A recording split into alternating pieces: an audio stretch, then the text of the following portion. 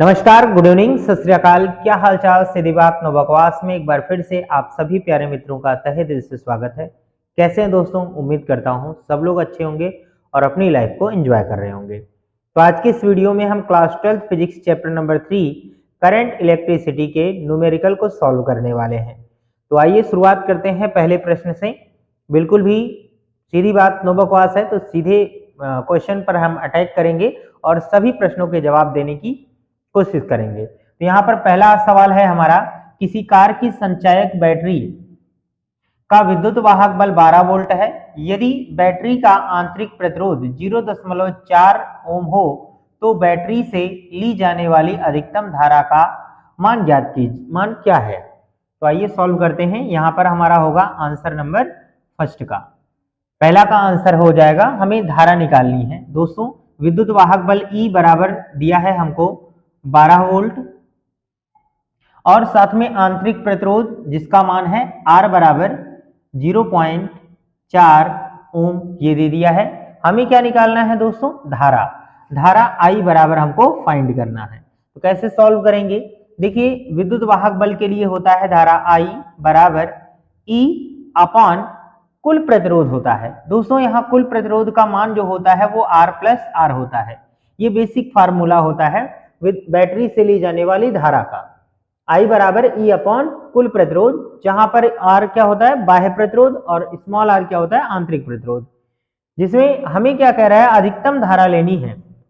तो अधिकतम धारा के लिए जो बाह्य प्रतिरोध है वो शून्य होना चाहिए, यानी नगण्य होना चाहिए, तो ही अधिकतम धारा आ सकती है। तो यहां पर हम लिखेंगे अधिकतम धारा के लिए, अधिकतम धारा के लिए, अधिकतम धारा के लिए R बराबर हो जाएगा मित्रों 0, और ऐसे में हो जाएगा I बराबर E अपॉन स्मॉल r हो जाएगा।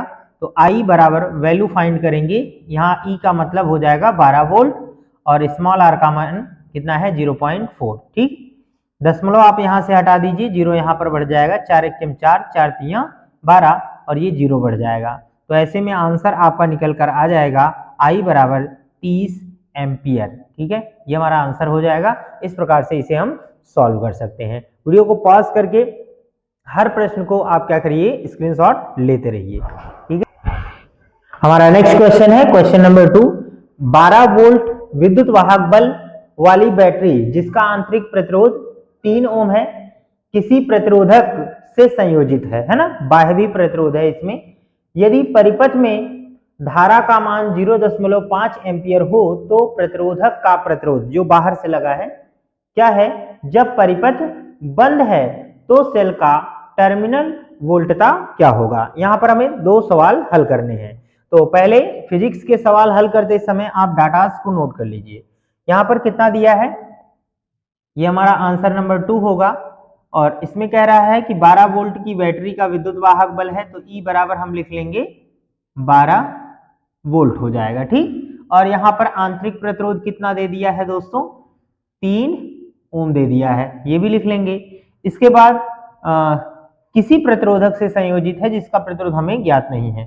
साथ में हमको धारा दे दिया गया है I बराबर 0.5 एम्पियर दिया है। ठीक, तो प्रतिरोधक का प्रतिरोध क्या होगा? यानी हमें बाह्य प्रतिरोध कैपिटल R निकालना है और साथ में टर्मिनल वोल्टता V भी निकालनी है। ठीक, कैसे हल करेंगे आइए देखते हैं। अभी अभी हमने सवाल हल किया है, क्योंकि हम जानते हैं कि धारा I बराबर होता है E upon capital R plus small r होता है।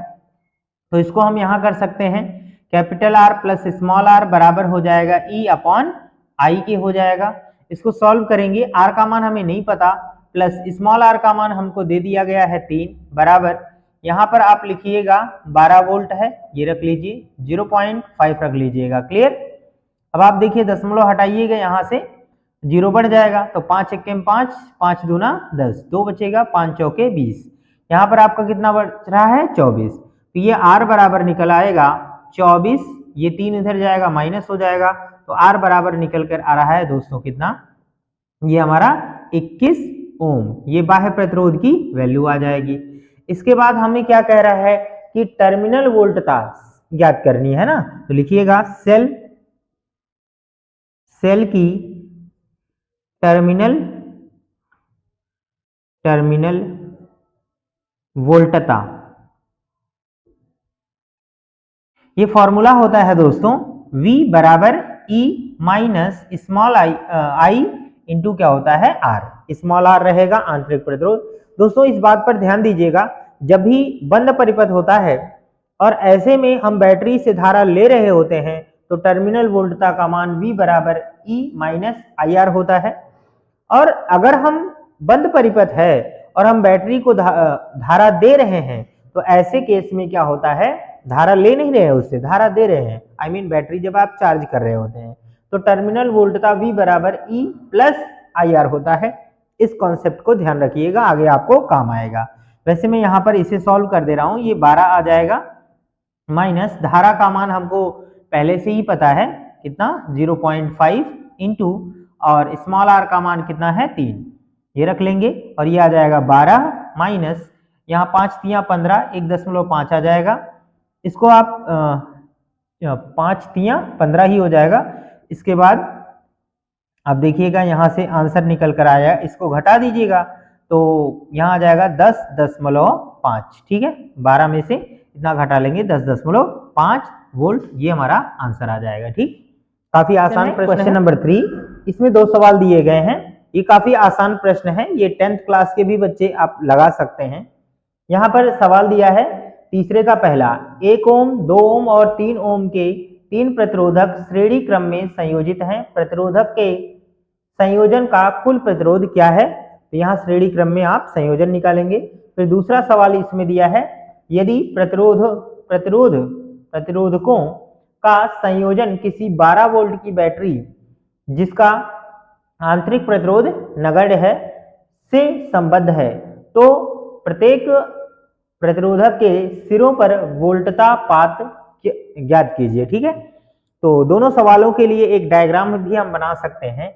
यहाँ पर हमारा होगा आंसर नंबर 3। इसमें देखिए मित्रों, यहाँ पर श्रेणी क्रम में संयोजन है तो इस प्रकार से आप क्या कर सकते हैं, 3 प्रतिरोधक आप जोड़ सकते हैं। ये डायग्राम ऐसे देखिएगा और अगर आप डायग्राम समझ जाएंगे तो आपको इस प्रकार के प्रश्नों को हल करने में कोई समस्या नहीं होगी। डायग्राम समझना बहुत जरूरी है। देखिए ये श्रेणी क्रम संयोजन है, तो यहाँ पे 12 वोल्ट की बैटरी है, ये इधर से धारा जाएगी इसमें, और ध्यान रखिएगा कि श्रेणी क्रम में प्रत्येक प्रतिरोधक में एक ही प्रकार की धारा जाएगी, जो धारा जा रही है I वही धारा सब में जाएगी। और यह 1 ओम का है, यह 2 ओम का है और ये 3 ओम का है, रख लीजिए। अब इनके विभव भी क्या होंगे, अलग अलग होंगे। V1 इसको मान लेते हैं V2 और इसको मान लेते हैं V3। क्लियर, इनके सिरों के बीच विभवपात। अब ये R1 होगा, ये R2 R3। तो सवाल नंबर 1 को हल करेंगे दोस्तों, ए वाला, ए का आंसर हमें क्या करना है, श्रेणी क्रम का कुल प्रतिरोध निकालना है। तो यहां पर आप लिखिएगा R1 बराबर 1 ओम, दोस्तों लिखकर बता रहा हूं, ऐसे ही अगर आप पेपर वगैरह दे रहे हैं तो इस तरह से लिखना अच्छा होता है। R2 बराबर 2 ओम और R3 बराबर यहां पर लिखा है 3 ओम। जनरली आपको सॉल्व करना हो तो आसानी से वैसे भी जोड़ सकते हैं, लेकिन लिखने का तरीका यही है जिसे आप हल कर सकते हैं। RS का मतलब सीरीज क्रम में, S का मतलब यहाँ पे सीरीज क्रम है। ये फार्मूला होता है R1 plus R2 plus R3 होता है। यहाँ पर आप लिख लीजिएगा 1 प्लस 2 प्लस 3, यह आंसर निकल कर आ जाएगा 3, यहाँ पर देख लीजिएगा 3 2 5 1 6, तो ये RS बराबर आ जाएगा 6 ओम, ये हमारा आंसर निकल कर आ जाएगा। इसके बाद देखिएगा ये बी वाला सवाल हम हल करेंगे। यहाँ पर क्या कह रहा है कि यदि प्रत्येक प्रतिरोधकों का संयोजन किसी 12 वोल्ट की बैटरी से किया गया है ना, जिसका आंतरिक प्रतिरोध कितना दिया है, नगण्य हो। ठीक है, तो ऐसे में आप धारा निकाल लीजिएगा, है ना। तो यहाँ पर लिखिएगा धारा, कुल धारा I बराबर होगा V बटे R। आंतरिक प्रतिरोध नगण्य है तो स्मॉल r हटा दिया जाएगा। तो ऐसे में यहाँ पर 12 बटे ये हो जाएगा हमारा 6, इससे काट दीजिएगा तो 2 एम्पियर की धारा आ जाएगी। धारा कितनी निकल गई दोस्तों? 2 एम्पियर। अब इसके बाद सब पर विभवपात निकालना है, सबके अलग अलग हैं, तो यहां पर लिखिएगा प्रत्येक में या प्रत्येक प्रतिरोध में, या ऐसे लिखिएगा श्रेणी क्रम संयोजन में प्रत्येक प्रतिरोध में समान धारा प्रवाहित होती है,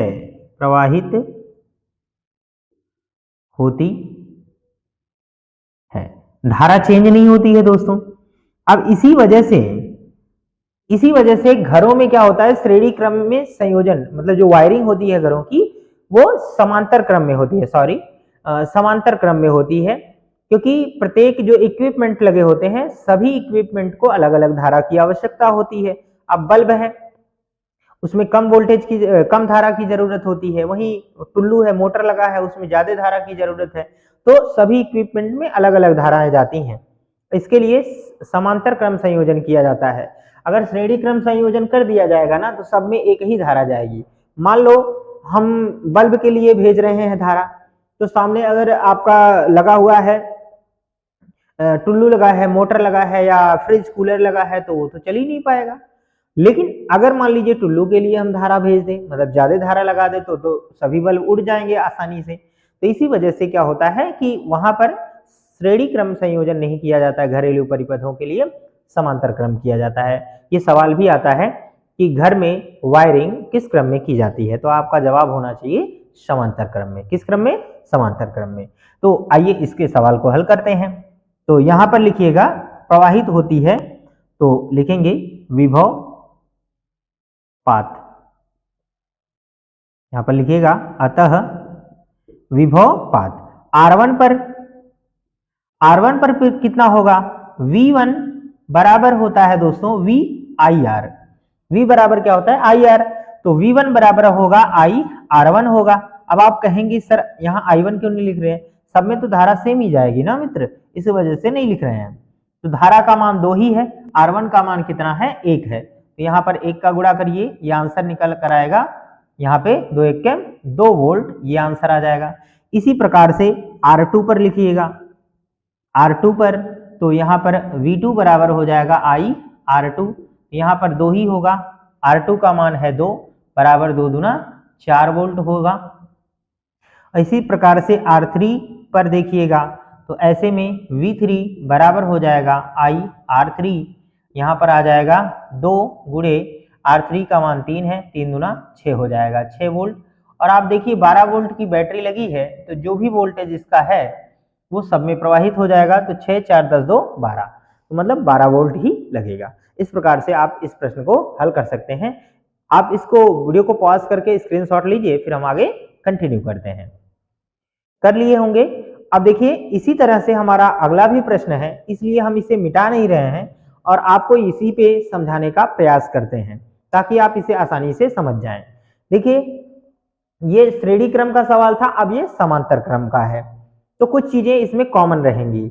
जैसे यहाँ पर कह रहा है कि 2 ओम, 4 ओम और 5 ओम के 3 प्रतिरोधक पार्श्व में संयोजित हैं, तो संयोजन का कुल प्रतिरोध क्या होगा? तो यहाँ पार्श्व क्रम में इसको जोड़ दीजिएगा और इसमें देखिएगा ये चीज है, थोड़ा सा इसे हम चित्र को चेंज कर देंगे। ये आंसर नंबर हमारा हो जाएगा 4। इसमें आप इस प्रकार से जोड़िएगा। कर लिए होंगे। अब देखिए इसी तरह से हमारा अगला भी प्रश्न है, इसलिए हम इसे मिटा नहीं रहे हैं और आपको इसी पे समझाने का प्रयास करते हैं ताकि आप इसे आसानी से समझ जाएं।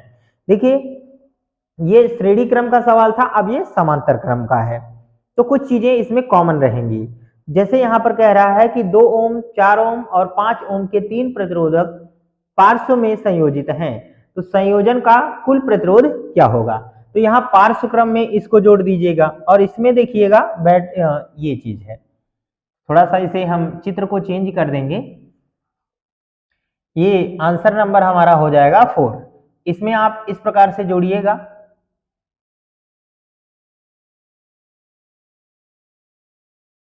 यहां पर ये प्रतिरोध है,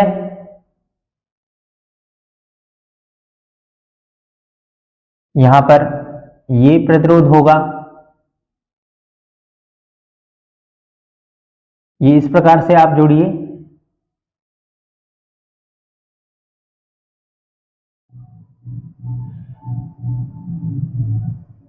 इसमें बैटरी जहां लगी होती है, ये यहां पर देखिए 20 वोल्ट का लगा है, अगले सवाल में यहां पर 20 वोल्ट कर लीजिएगा, और इसको हम R1 मानते हैं R2। यहां पर देखिए 2, 4 और 5 है, तो यहां पर लिखिएगा मित्र 2 ओम, ये 4 ओम और ये हो जाएगा 5 ओम। ठीक, जो यहां से धारा जाती है इस संधि से, यहां पर धाराएं चेंज हो जाती हैं।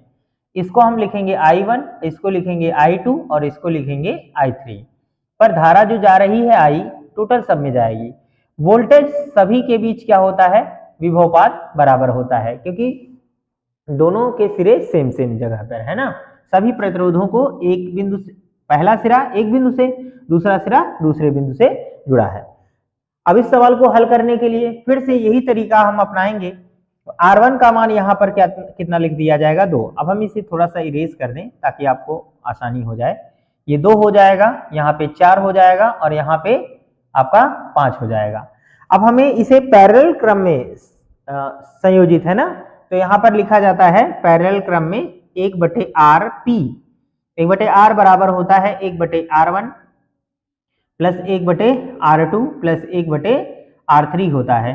तो RP का मतलब पैरेलल है दोस्तों, और ऐसे में आप इन सब के वैल्यूज लिख लीजिएगा। यहाँ पर लिखिएगा 1/R1 का मान कितना है, 2 प्लस 1/4 प्लस 1/5। ठीक है, सभी का अगर हम एलसीएम ले लें, सभी का अगर एलसीएम लेंगे दोस्तों, तो यहाँ पर एलसीएम हमारा निकल कर आ जाएगा, एलसीएम 20 हो जाएगा।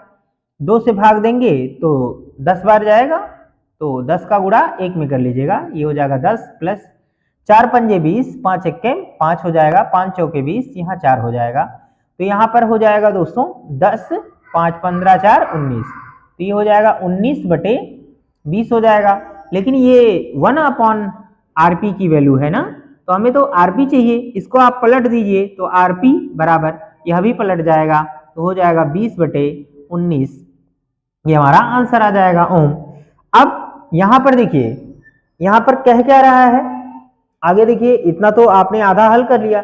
यदि संयोजन का इतना हो गया बैटरी विद्युत वाहक बल जिसका आंतरिक प्रतिरोध यहां पर कितना है, प्रतिरोध नगण्य है, तो प्रत्येक संबद्ध किया जाता है, तो प्रत्येक प्रतिरोधक से प्रवाहित धारा, चाहे तो आप एक ही बार में कुल निकाल लीजिए, है ना, कुल धारा भी निकालनी है, क्योंकि यहाँ लिखा है बैटरी से ली जाने वाली कुल धारा। तो कुल धारा का मान अभी भी निकाल सकते हैं और अलग अलग निकाल के भी जोड़ सकते हैं। तो हमें अलग अलग तो निकालना ही है, तो इसलिए हम यहाँ पर लिखेंगे, अब श्रेणी क्रम नहीं लिखा जाएगा, अब यहाँ पर लिखेंगे समांतर क्रम में, है ना दोस्तों। यहाँ पर लिख लेना समांतर संयोजन में प्रत्येक प्रतिरोधक में समान, यहां पर धारा नहीं होती है, समान वोल्टता होती है। तो यहां पर लिखिएगा समान वोल्टता होती है, प्रवाहित नहीं होती है, समान वोल्टता होती है। इसलिए मैंने इसे मिटाया नहीं था, क्योंकि ये चीजें आसान हैं, आप लिख सकते हैं। अब धारा लिखना है, R1 में धारा है ना, R1 यहां पर नहीं लिखिएगा, R1 में, R2 में, R3 में। अब आप यहां पर धारा निकालेंगे, तो धारा के लिए क्या हो जाएगा दोस्तों, ये फार्मूला चेंज हो जाएगा। धारा के लिए आप यहां फार्मूला चेंज करिए। धारा यहां लिखिएगा I1 बराबर V/R1।